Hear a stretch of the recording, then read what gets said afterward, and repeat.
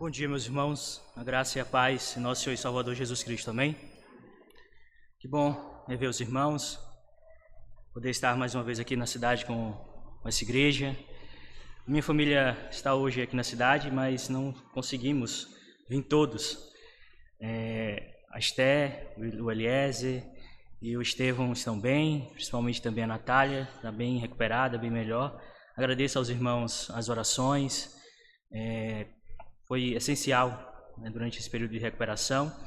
E da próxima vez, que nós viemos aqui, já até adiantei isso com o pastor, no mês de março, se Deus assim permitir, nós traremos ele para ser batizado. Que os irmãos já também estejam orando por este momento. Que Deus assim nos abençoe e continue derramando a sua graça e a sua misericórdia sobre nossa família. Irmãos, eu quero nessa manhã dar continuidade ao que nós iniciamos no nosso último encontro. Da última vez que eu estive aqui, nós pregamos no texto de Jonas, capítulo 2, verso 1. Hoje nós vamos então ver o verso de número 2.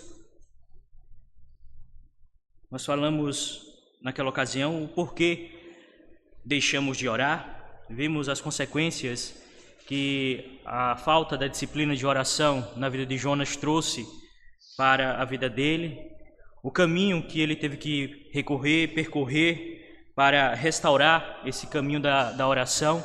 Vimos a sua negligência e a sua rebeldia em não buscar a Deus em oração, e somente quando estava então encurralado, sem nenhuma outra saída, ele então decide buscar a Deus em oração. Jonas capítulo 2.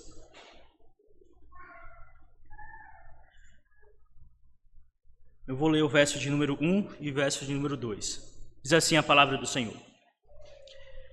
A oração de Jonas. Então Jonas, do ventre do peixe, orou ao Senhor, seu Deus, e disse: Na minha angústia, clamei ao Senhor, e ele me respondeu. Do ventre do abismo, gritei, e tu ouviste a minha voz. Amém. Vamos orar, queridos irmãos.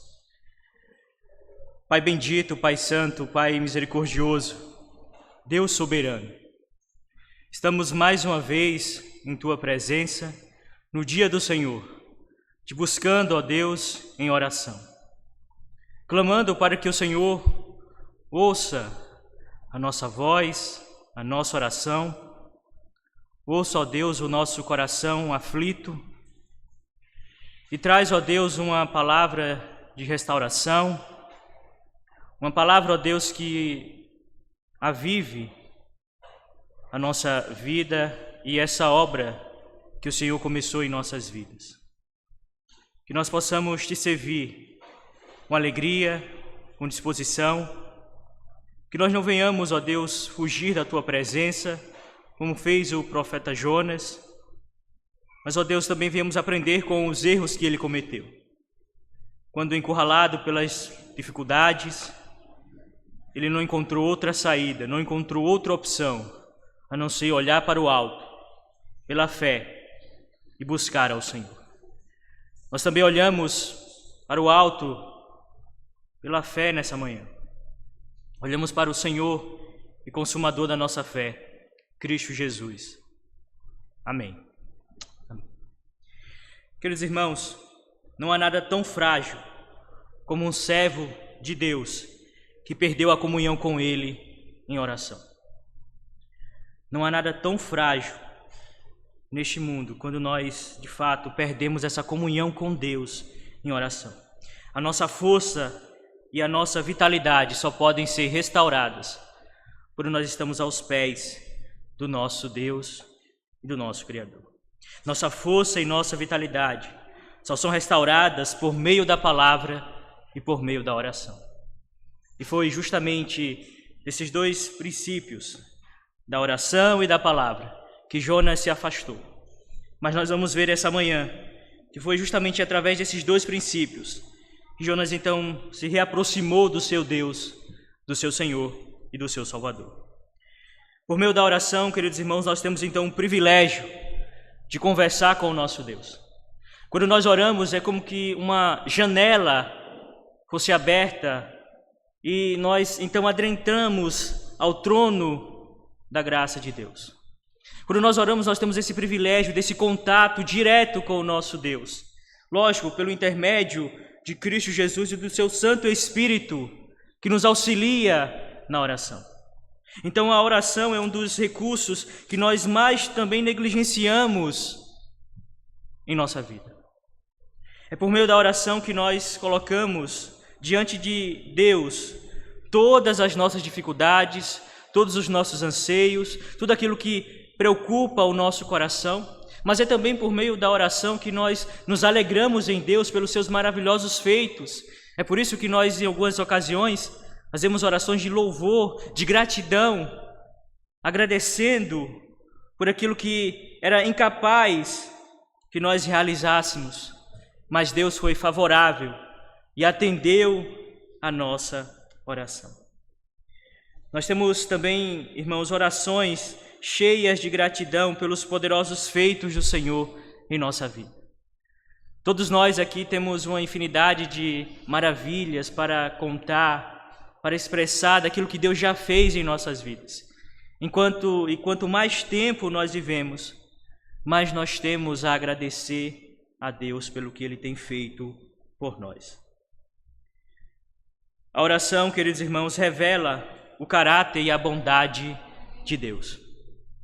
Quando nós oramos, nós estamos reconhecendo que Deus é bom e que se não fosse a sua bondade, se não fosse o seu caráter imutável, nós estaríamos perdidos. A confissão de fé de Westminster nos ensina que a oração é uma das principais partes do culto. É por isso que o momento do culto ele deve ser de fato permeado de oração, do início ao fim. Nós oramos constantemente para que Deus abençoe e fale ao nosso coração por meio das leituras, por meio das canções e principalmente por meio da sua palavra. Por isso que nós oramos. E para que a oração seja aceitável, é essencial que o coração do adorador permaneça em um estado de fato de contrição, um estado de perfeita concentração naquilo que nós estamos fazendo aqui. Pedindo que Deus em cada momento do culto fale ao nosso coração. Nutra de fato a nossa vida com a sua palavra. E nós fazemos isso, queridos irmãos, com humildade por causa da nossa culpa e da nossa corrupção. Nós oramos a Deus sabendo que nós somos pecadores, mas pecadores que foram redimidos, lavados pelo sangue de Cristo Jesus. E nós nos aproximamos com humildade, dizendo: Senhor, atende a minha oração. Nós não chegamos dando ordens a Deus, muito pelo contrário, nós não temos essa autoridade. Mas nós chegamos também com confiança em sua capacidade e disposição em nos socorrer em sua graça pactual. Quando nós oramos, nós estamos dizendo que dependemos de Deus, que tudo o que temos, o que somos, vem das mãos dele, que se ele não nos socorrer, nós estamos perdidos. E é dentro desse contexto, irmãos, que Jonas então decide agora, depois de um capítulo inteiro sem buscar a Deus, ele decide ir à presença de Deus em oração. Como eu falei da última vez, em nenhum momento você vai ter Jonas no capítulo 1 buscando a Deus em oração. Ele tem até a oportunidade de fazer isso. Os marinheiros que estavam com ele, cada um busca o seu Deus e também pede para que Jonas clame ao seu Deus, mas ele não o faz. Enquanto Jonas encontrava ali uma solução ou uma saída para não ir à presença de Deus em oração, ele busca essa saída. Mas agora, Jonas se encontra no ventre do peixe. E ali não há mais como ele escapar, não há uma outra saída, não há outra solução. E é quando Deus fecha todos os nossos caminhos que Ele nos ensina a olhar para o alto, olhar para Ele. E nessa manhã, queridos irmãos, eu gostaria de falar com os irmãos sobre o tema do abismo à presença de Deus. Do abismo à presença de Deus. Jonas, queridos irmãos, estava de fato no abismo. Ele estava literalmente no fundo do poço ou no fundo do mar. no fundo daquele oceano. Mas é justamente quando ele se encontra nessa condição que ele reconhece que ele é um miserável. Veja o que ele diz no verso 2. Primeira expressão, ele diz: e disse, na minha angústia. Essa, queridos irmãos, é a condição de Jonas. E também muitas vezes é a minha condição, a sua condição. Muitas vezes nós também estamos passando pela angústia, pelos momentos mais difíceis, mais dolorosos. E muitas vezes, assim como Jonas, nos colocamos nessa condição por causa da nossa desobediência, do nosso pecado. A oração de Jonas é extremamente pessoal. Jonas descreve a sua situação desesperadora na barriga daquele peixe. Ele estava em angústia. Ele estava no ventre do abismo, ou seja, ele acreditava que o ventre daquele peixe era o seu túmulo infernal. É como se Jonas estivesse dizendo que ele estava de fato no inferno por causa do seu pecado. A sua desobediência o levou ao abismo infernal, ao ponto dele acreditar que ele merecia de fato morrer ali. Sua oração descreve, em primeiro lugar, sua condição emocional e espiritual. Emocionalmente ele está abalado, destruído, aflito. E, queridos irmãos, na nossa cabeça, quando nós lemos sobre o relato de Jonas, nós gostamos de contar essa história para crianças e parece que Jonas está ali confortável, com muito espaço, apesar de tudo, o peixe era grande. Nós achamos que havia espaço ali, mas não, a situação de Jonas é desesperadora. Se aquele peixe era sua prisão, e ainda que ele orasse a Deus, se Deus o tirasse dali, poderia ter passado algumas perguntas na cabeça de Jonas. Como chegar até a superfície? Eu estou no fundo do abismo. O pecado, queridos irmãos, ele nos leva de fato para o mais longe da presença de Deus. Mas é bom para o povo de Deus, especialmente para os pregadores, lembrar-se de como é estar perdido e sem esperança. É bom Deus nos permitir esses momentos de nos parecer perdidos e sem esperança, para nós nos lembrarmos dele, lembrarmos de que ele é poderoso, lembrarmos de o buscar em oração. Mas Deus permite isso na vida de Jonas também para apontar para a situação dos ninivitas. Os ninivitas, aqueles que ele não queria levar a mensagem, estavam também perdidos e sem esperança, porque eles não tinham a mensagem do Deus vivo. Deus está então lembrando a Jonas a situação daqueles homens. Eles encontram-se desesperados, desamparados, e é assim que Jonas agora se sente, desamparado. E ele então olha para Deus. Diz: na minha angústia, na minha angústia. Irmão, quantas pessoas estão ao nosso redor também em angústia? E pior, diferente de você e de mim, elas não conhecem a Deus, elas não temem a Deus, elas não buscam a Deus. Então, de fato, elas não têm a quem recorrer. Assim como aqueles marinheiros que estavam no barco, clamavam cada um ao seu Deus, ao seu santo, mas nada mudava. Porque quem pode mudar a nossa situação trágica e angustiante é só um, é Deus.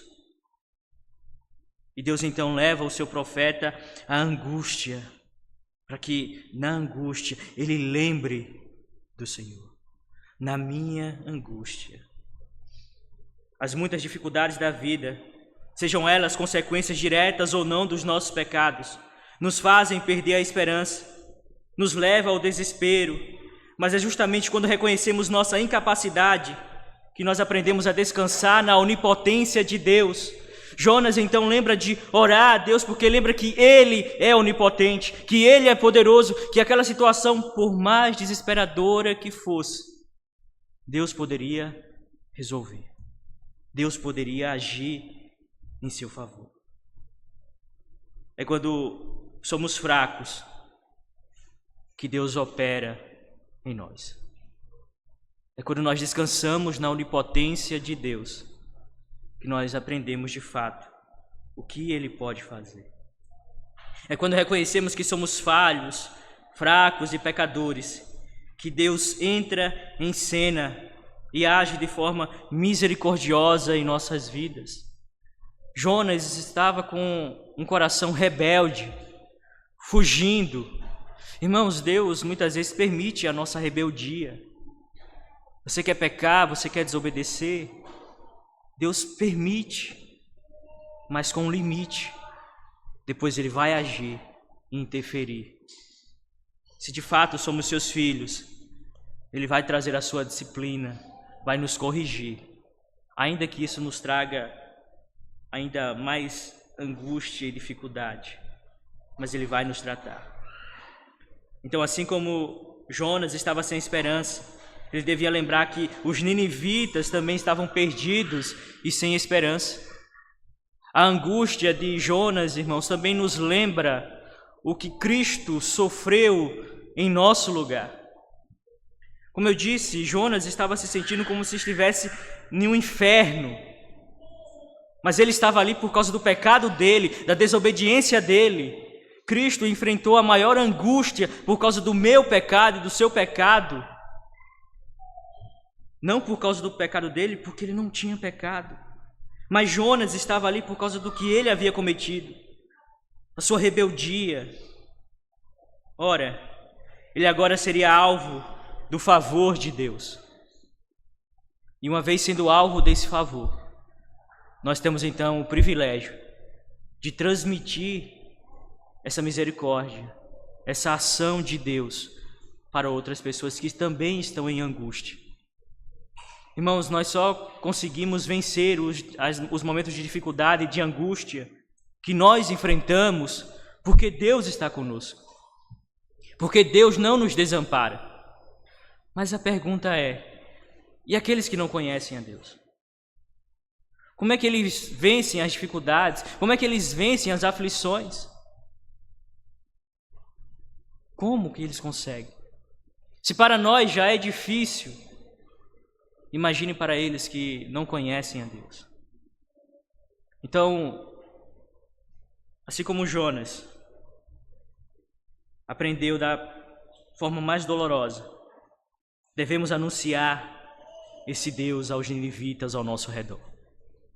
Devemos anunciar esse Deus misericordioso a todos aqueles que ainda não o conhecem, para que na sua angústia, na sua dor, no seu sofrimento, eles possam ser acolhidos nos braços de Cristo Jesus. Mas em segundo lugar, além de expressar a sua condição, Jonas expressa a sua atitude diante da angústia que ele está passando. Veja, na primeira parte ele reconhece a sua condição, mas ele não apenas reconhece, ele toma uma atitude. E nós, assim como Jonas, na nossa dor, na nossa angústia, devemos tomar uma atitude. E qual é a atitude que ele toma? Ele ora ao Senhor. Ele diz: na minha angústia, clamei ao Senhor, clamei ao Senhor. Irmãos, nós temos, como eu disse, esse privilégio de ir a Deus em oração. Não importa o lugar. Jonas estava no ventre daquele peixe, mas ele foi a Deus em oração. Em meio à sua angústia, Jonas recorre ao seu Deus. É interessante que aqui começa a restauração da comunhão de Jonas. No versículo 1, ele reconhece que ele ora ao Senhor e ele diz que esse Senhor é o seu Deus. E agora ele clama ao seu Deus. E a ideia aqui de clamar é de comunhão. Ele clama aquele que ele conhece, mas que havia negligenciado por causa da sua rebeldia, por causa do seu pecado. Jonas, que antes estava fugindo de Deus, agora não encontra outra solução a não ser ir à presença de Deus. Agora ele vai na direção certa, em oração. Ele lembra do seu relacionamento com o Senhor. Jonas busca aquele que ele conhece, mas que estava ignorando. Jonas lembrou do seu Deus. E essa lembrança, queridos irmãos, o restante do texto vai mostrar que veio por meio da palavra de Deus. Jonas cita na sua oração pelo menos 9 salmos diferentes. Esse capítulo 2 de Jonas é um mosaico de vários salmos. Então vejam, por isso que eu falei no início que é importante a oração e a palavra. Jonas, ele não busca a Deus de uma forma sentimental. Ah, Deus, eu sou teu filho. Ah, Deus, eu mereço ser abençoado. Não, ele vai a Deus em oração, mas ele ora a palavra de Deus. Ele diz, na minha angústia, clamei ao Senhor. É um salmo que Jonas recorre. Ele lembra da palavra de Deus. A palavra de Deus, queridos irmãos, é a linguagem universal daqueles que sofrem. Aqueles que sofrem devem buscar refúgio na palavra de Deus. É a palavra de Deus, queridos irmãos, que nos traz o consolo, o conforto. É por isso que nós prezamos tanto pela palavra de Deus. O ponto mais importante do culto é o momento da palavra, e nós fazemos isso do início ao fim. Nós oramos a palavra, nós cantamos a palavra e nós pregamos a palavra, porque a palavra é a nossa linguagem, é ela que nos alimenta, é ela que nos dá força, é ela que nos sustenta. E Jonas então recorreu à palavra de Deus em meio ao seu sofrimento. E como eu disse, esse texto é constituído de vários salmos. Ele vai buscando, lembrando de Deus, lembrando do que ele leu. Queridos irmãos, é por isso que nós devemos ter contato constante com a palavra. A palavra vai nos ensinar em cada momento da nossa vida. Ora, não há servo de Deus que não enfrentou dor que você também não tem enfrentado. Não há servo de Deus que não tenha enfrentado dificuldade e até vezes mais intensa do que a sua dor, do que a sua angústia. E nós aprendemos na palavra como Deus auxiliou aqueles homens e mulheres no passado, para que também sejamos abençoados por Deus. Jonas, que antes estava na direção oposta de Deus, na contramão da vontade dele, agora vai em sua direção. Irmãos, quando nós oramos, nós nos colocamos nas mãos de Deus, na direção que Deus quer para a nossa vida. Lembramos que Jonas, a ordem de Deus é: vá para Nínive, e ele vai para a direção oposta. Tudo que Deus mandava, se Deus dizer vá para a direita, ele ia para a esquerda. Mas a oração vai alinhar a nossa vontade à vontade de Deus. Vai nos aprumar à vontade de Deus. Jonas agora vai na direção certa. Ele ergue a sua voz o mais alto possível para pedir ajuda. Quando nós oramos, nós estamos dizendo: Senhor, nos ajuda. Senhor, vem ao nosso encontro. Senhor, vem me socorrer. Vem me socorrer. Jonas, que antes estava calado, agora grita, irmãos, pelo socorro divino. A imagem que nós temos aqui, os outros versículos vão destacar isso melhor. Jonas não está apenas em um lugar estreito, apertado, mas ele está começando também a ficar sem fôlego.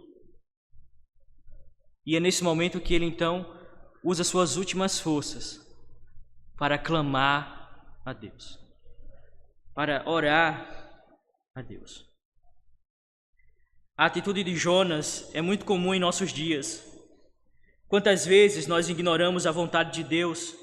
Quantas vezes nós deixamos de ouvir a voz de Deus e seguimos o nosso próprio caminho, acreditando que seremos bem-sucedidos? Aí quando estamos na mesma situação de Jonas, e nós não aprendemos, Deus vai fechando os nossos caminhos, vai permitindo dificuldades e nós não oramos, nós não clamamos ao Senhor. Nós sabemos a nossa condição, nós sabemos o que temos que fazer, mesmo assim nós ficamos retardando a nossa ação. Nós deixamos de buscar ao Senhor. A oração de Jonas, queridos irmãos, não foi uma simples formalidade. Os termos clamei e gritei expressam o desespero vindo de alguém que estava sendo sufocado. A palavra que é utilizada aqui no original para clamei e gritei significa um lugar estreito, um lugar apertado, um lugar limitado. É alguém que está sendo comprimido cada vez mais, alguém que está ficando sem fôlego. E o clamor de Jonas ainda revela algo mais grave. Ele usa um paralelismo poético com a expressão ventre do abismo. No original aí a palavra é Bet-Seol. A angústia de Jonas não é apenas um temor e certeza de sua morte naquele peixe, mas sim um sentimento de estar sendo esmagado pela separação do Deus que ele tanto ama por causa do seu pecado. Quando ele clama e diz que está no ventre do abismo, ele está dizendo: eu estou sendo separado de Deus, eu estou sendo de fato lançado no inferno, eu estou sendo esmagado pelo inferno. Mais uma vez, este momento aponta para Cristo, aquele que foi esmagado por causa do meu pecado e do seu pecado, aquele que desceu ao inferno, que de fato é o sinal de Jonas, que desceu ao ventre para ser esmagado por causa do meu pecado e do seu pecado. É assim que Jonas então se encontra. Mas, queridos irmãos, Deus tira Jonas do abismo e o leva à sua presença. De fato, Deus dá vida àquele que estava morto. Jonas, que estava no abismo, agora vai adentrar na presença de Deus. Assim como Cristo, queridos irmãos, que estava na cruz, experimentando a sua maior angústia, sendo esmagado pelos nossos pecados, desceu da cruz para a glória eterna. Deixou a sepultura para assentar no trono, de onde Ele governa a minha vida e a sua vida. Jonas agora está experimentando essa angústia, essa dor, por causa do seu pecado. Literalmente, quando nós oramos, Deus nos tira do inferno para o céu. Essa era a condição que Jonas estava. Essa é a atitude que ele toma. Mas há uma terceira lição aqui nesse texto. Primeiro, Jonas reconhece a sua condição. Segundo, ele toma uma atitude. Quando nós oramos, queridos irmãos, nós esperamos então a ação de Deus. E é isso que Jonas faz agora. Jonas clama e Deus age.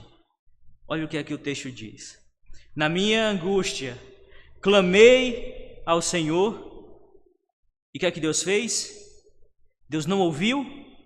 Deus ficou inerte? Não. O texto diz, e Ele me respondeu. Do ventre do abismo gritei, e tu ouviste a minha voz. Irmãos, nós devemos reconhecer a nossa condição, devemos tomar a atitude certa, orar, e depois que nós oramos, nós esperamos. Esperamos confiantemente no Senhor. E é isso que Jonas faz. Ele espera e Deus age. Deus ouviu a oração de Jonas. E aqui entra um detalhe importante. Será que Deus ouve a oração do rebelde? Daquele que está afastado? Irmãos, isso nos lembra o que aconteceu no Éden. Mesmo após o pecado, Deus foi ao encontro do homem e o restaurou. Lógico, houve derramamento de sangue para cobrir o seu pecado. Jonas também sofreu, mas Deus ouviu. Em seu desespero, Jonas foi ouvido. Mas por que Deus ouviu a sua oração?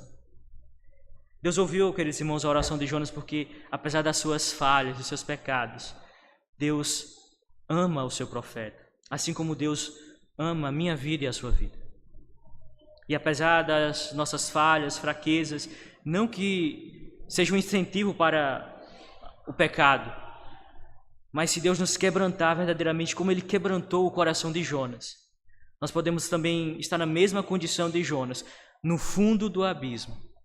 Mas se nós clamarmos verdadeiramente, o Senhor virá ao nosso encontro. E veja, a felicidade de Jonas aqui quando ele expressa que Deus ouviu, que Deus respondeu e ouviu a sua voz, ele não está simplesmente alegre, sabendo que Deus vai tirá-lo dali. A alegria de Jonas aqui é saber que a comunhão foi restabelecida, que ele não está mais agora em rebeldia com Deus, a paz foi restabelecida. E essa, queridos irmãos, deve ser a nossa maior alegria quando nós oramos. Quando nós oramos, nós estamos dizendo: Senhor, nós dependemos de Ti, nós somos Teus servos, nós queremos comunhão contigo. E é essa comunhão que é restaurada, comunhão que foi quebrada por causa da desobediência de Jonas. Não foi Deus que se afastou de Jonas, foi Jonas que se afastou o mais longe possível de Deus. A paz foi restabelecida, a amizade foi restaurada. É como se Jonas estivesse dizendo: Deus me ouviu porque Deus me considerou seu amigo. Deus me considerou seu amigo.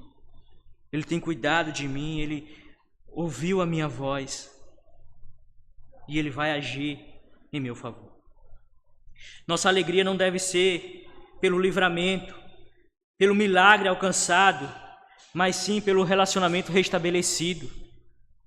Quando nós oramos, nós estamos dizendo: Senhor, nós queremos nos relacionar contigo, nós queremos restabelecer a paz. E tudo que é necessário para restabelecer essa paz, esse relacionamento, é o próprio Deus quem nos concede, é o próprio Deus quem age. E Deus agiu em favor de Jonas. E ele diz: e ele me respondeu. Do ventre do abismo gritei, e tu ouviste a minha voz. Cristo, queridos irmãos, Ele tem ouvido as nossas angústias, as nossas orações, aquilo que nós temos colocado diante dele. Mas não se alegre somente com o livramento, com os milagres, com as bênçãos que Ele tem te dado, mas se alegre porque você pode ser chamado também amigo de Deus. Ele te ouve, Ele te responde. Talvez não no nosso tempo, mas com certeza é no tempo apropriado para que a comunhão seja mantida. Jonas então aborda a reação divina e revela primeiro que Deus é onipresente.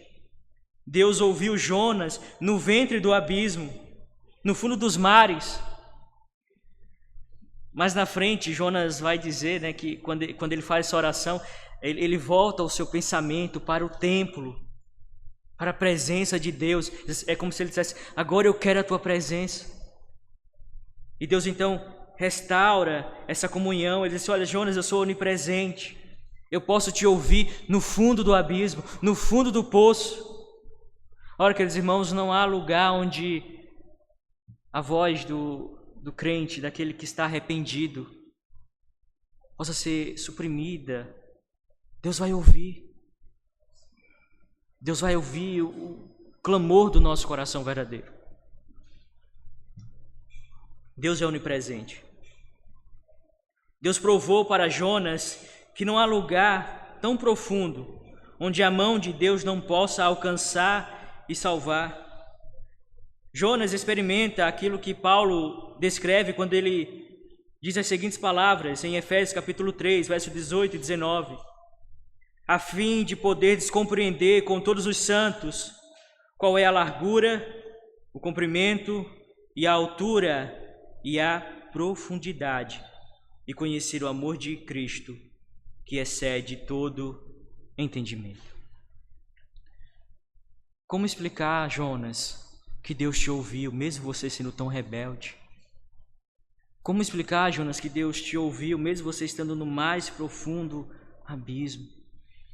O amor de Deus, queridos irmãos, excede o nosso entendimento. De fato, não há céu, terra ou mar onde Deus não possa ouvir a nossa oração. Se nós clamarmos verdadeiramente, Deus vai agir. O amor de Deus desce o mais profundo para nos resgatar. Quando Jonas orou, Deus estendeu a sua mão mais profundo para lhe resgatar. Queridos irmãos, nós também somos alvos desse resgate de Deus. Na cruz, Cristo também intercedeu por nossas vidas. Na cruz, Ele lembrou quão mal nós somos, quão perverso nós somos. Mas ainda assim o amor de Deus foi capaz de nos alcançar. Jonas agora foi alvo desse amor. Ele não apenas conhecia este amor pelos livros, pelas histórias, mas agora ele também tinha experimentado esse amor que foi capaz de descer tão profundo por ele.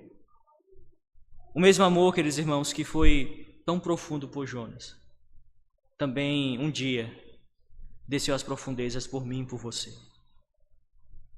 A situação de Jonas também já foi a minha situação e a sua situação.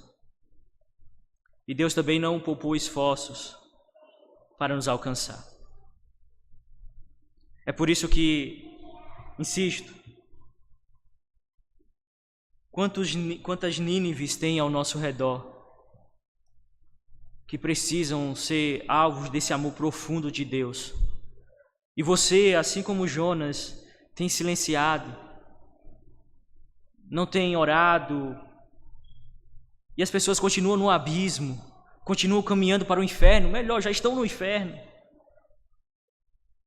E por meio da oração elas podem sair do inferno para o céu, das profundezas para em Cristo Jesus assentar nos lugares celestiais que por Ele já foi preparado. Ora, queridos irmãos, comuniquemos esse amor. Não apenas lembremos da nossa angústia, não apenas tomemos a atitude certa, não apenas esperemos que Deus venha agir favoravelmente, mas também nos levantemos e anunciemos esse amor. Muitos estão perdidos em suas angústias, seus pecados, seus sofrimentos e não conhecem a Cristo. E somente Ele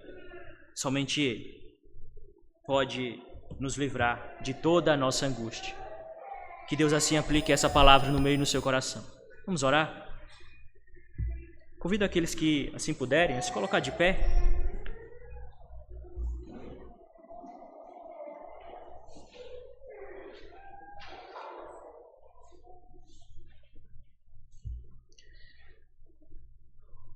Pai bendito, Pai santo, mais uma vez vamos em Tua presença em oração,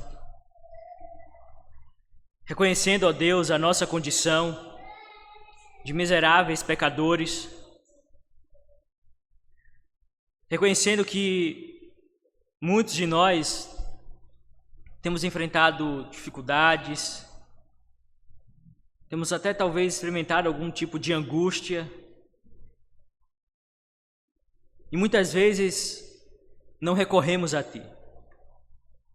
Mesmo sabendo, ó Deus, à luz da Tua palavra, o que vários servos fizeram quando estavam em angústia, eles recorreram a Ti. Eles foram na direção certa, mas ainda assim nós queremos resolver as dificuldades da nossa maneira, e quando se esgotam todas as saídas, todas as oportunidades, nós lembramos de Ti. Nós precisamos muitas vezes estar como Jonas, sendo sufocado, comprimido pelas dificuldades, para olhar para o alto e lembrar do nosso Senhor, do nosso Deus, e clamar a Ele, sem formalidade, mas clamar de uma forma genuína, verdadeira, com um coração contrito, quebrantado, um coração que também foi esmagado pelas circunstâncias. E é quando nós clamamos verdadeiramente, mas não apenas palavras ao vento, mas clamamos com base em Tua palavra, aí sim, o Senhor ouve a nossa oração. E o Senhor vem ao nosso encontro, o Senhor vem nos socorrer.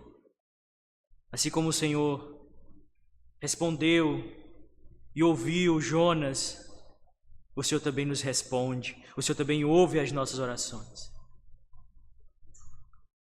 Ó Deus, a prova disso é que estamos aqui essa manhã. Se estamos aqui essa manhã é porque temos provado desse Teu cuidado, dessa Tua bondade. E quanto mais tempo nós vivemos, mais nós experimentamos esse Teu cuidado, mais nós experimentamos o Teu socorro. E sabemos, ó Deus, que todo esse Teu cuidado não se findará aqui nessa terra, porque nós estaremos contigo para todo sempre, na eternidade. Porque Cristo foi esmagado em nosso lugar, mas agora está assentado à Tua destra, de onde reina e vive para todo sempre. Essa, ó Deus, é a nossa oração, em nome de Cristo Jesus e para a glória de Cristo Jesus. Amém.